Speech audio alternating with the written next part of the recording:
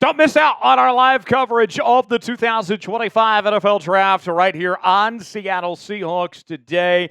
We will be here on Thursday, Friday, and Saturday reacting to all the picks in real time as they happen, and we want to make sure that you're a part of it all right here on the channel. I want at least 50 new subscribers to join us and make sure that they're here with us for the entire NFL Draft. So if you haven't already, go ahead and hit that sub button. If you're going to be here for the NFL Draft, let me know in the comments section. Type me. Subscribe now for free, and we will see you beginning on Thursday night right here on Seahawks Today, youtube.com/Seahawks TV.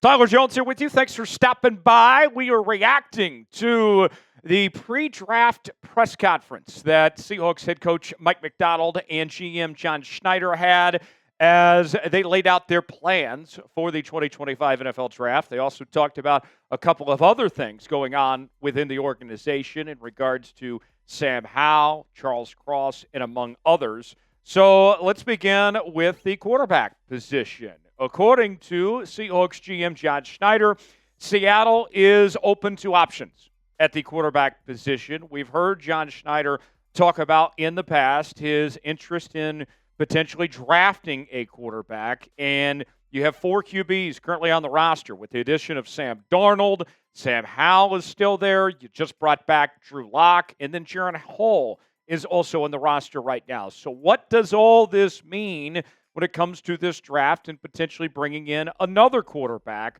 This is what Schneider had to say. I've talked about it before. We've only drafted 2 quarterbacks. You got to be careful how far you push those guys.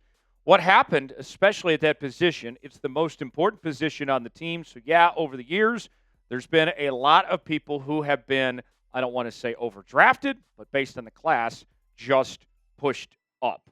Now, I fully expect that this is the year where finally it happens. What's the Ron Paul meme? It's happening! Where Seattle does draft a quarterback. Now, I don't think it's going to be with the 18th overall pick or sometime in round 2 either. I think it's any time between rounds 3 and 7. And it's a scenario where you're taking a chance on somebody. Maybe they're your long-term quarterback of the future. Worst case scenario, you're hoping that they at least can be a steady backup and sit behind Sam Darnold and come in for spot starts and maybe turns into a trade piece down the line of some sorts potentially. That's what the realistic expectation, I think, should be. Now, in regards to Sam Howell, at this point in time, he appears to be the odd man out of this quarterback room. And historically speaking, we've seen the Seahawks only go with 2 quarterbacks on the active roster when the season begins. So if they draft a quarterback, Drew Lock might also be gone as well, even though he just signed with the team within the last couple of weeks. Other teams showing interest. As confirmed by John Schneider, he said this. Yeah, that's accurate. We have a great relationship with Bruce, his agent, and Bruce is very well known and respected throughout the National Football League, and he has a ton of contacts. So it's a very open dialogue. I expect that Hal is done.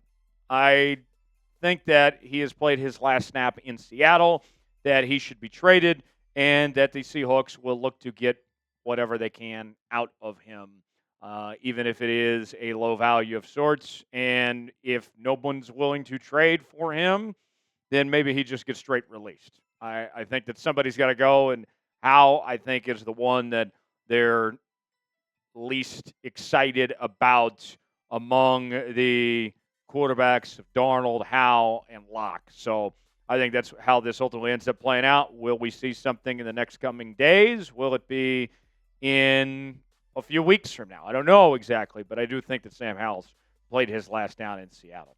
Should the Seahawks trade Sam Howell? It's our pinned comment today. What do you guys think? Type T for trade, K for keep. You might get an ad break while the ad's playing. Get your votes in and let us know. Listening to John Schneider and Mike Macdonald, they both talked a lot about how fired up they are about where this roster is at and also the draft capital that they've acquired in the position that they are in heading into Thursday night. Schneider had this to say on the draft position. It's exciting. We were in there yesterday afternoon staring at the draft board for a while. It's fun. There's a lot of room for activity. What movie quotes that from? Step Brothers. More time for activities. It just provides us with more opportunities to either just stay or pick good players or maneuver around. And then Mike Macdonald added to that, talking about where they're at as a team collectively going into this draft, that they are fired up about the state of this roster right now. And I got to tell you, we always keep it 100 around here, right? And when the Seahawks moved on from Geno Smith and DK Metcalf and Tyler Lockett, doubt started to creep in. And I had to tell y'all that there's no reason to panic, that there's plenty of time for this team to retool this thing, that it's not a rebuild, that it's a retooling. And then over the coming weeks, they bring in Sam Darnold, Cooper Kupp, DeMarcus Lawrence. They made some really good moves. And you brought back Ernest Jones, among other things that you did. I think there is reason to be optimistic about where this team is at, the position that they are in going into this draft, and with 10 total picks, whether you use all the picks or not, I am very hopeful about where this team is at. I think that the panic that some of y'all had was a little premature. I said so at the time, and I think that we're going to see the fruits of this team's labor pay off. Now, obviously, there's some things that they still need to address, offensive line, but I'm hopeful, and I think we should be heading into Thursday. Today's show is sponsored by Game Time. Game Time is the place to go for the best seats, the lowest prices guaranteed. Recently, I went to an NBA game with my family, and we saved big money on Game Time, folks. And you can too, especially on a short notice. And if you have the low price tickets enabled feature, that allows you the opportunity to invest more in buying food, drinks, merchandise, and more easily get a larger group to come with you. That way, the money you save on tickets, you can spend on other things. And maybe you can't make an NBA playoff game. Maybe it's something within Seattle, like you want to go see the Mariners in action or another event, whatever it may be. You choose the event you want to go to. They got the prices listed. You choose your seat, see if you like that seat or not, and then you're checking out on Game Time with Apple Pay, Google Pay, Venmo, all major credit card providers.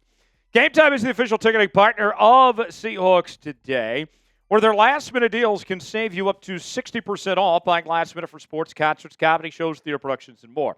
Game Time Picks makes last-minute ticket buying easier than ever by quickly highlighting the best deals in the stadium. They have their zone deals, where you can save even more when you choose the section and let Game Time choose the seats. They have their all-in pricing. Toggling this feature shows the total up front with no surprise fees at checkout. They have their seat views, where you get a panoramic view from your seat in the app before you buy. The lowest price is guaranteed, or Game Time will credit you 110% of the difference. Your purchase is covered with the most flexible customer service policy in the ticketing industry. Take the guesswork out of buying tickets with Game Time. Download the Game Time app, create an account, and use code CHATSPORTS for $20 off your first purchase. Terms apply. Again, create an account, redeem code CHATSPORTS for $20 off. Download the Game Time app today. Last-minute tickets, lowest prices guaranteed. The link is in the comments and the description of today's video. Now, the moment you've all been waiting for. The much talked about offensive line. What did John have to say? What did old Johnny boy have to say about the offensive line situation, and what in the hell is he going to do about it? Well, one of the points that he made was that, hey, the offensive line, yeah, it's a problem. But here's also part of the problem, folks. We are also competing with everybody else that has bad offensive lines. And believe me, the good offensive lines in the NFL, league-wide, are few and far between. And so he made a point like, hey, we got work to do, but we got competition to find what we are looking for. More from Schneider. It's an area of need. No shit. Absolutely. I think it's been very well documented throughout the spring. But it's also a little bit of a lazy narrative because every team is looking for offensive linemen. It's not anything that anybody in football is happy about, to be honest with you. It's an area that hasn't been developed as well as the other side of the ball for one reason or another. I think it's just fundamentally comes down to, like, if you're going to be playing football at a young age, you want to go sack the quarterback and do your sack dance, or do you want to go block for a running back or a quarterback? I think it comes down to that.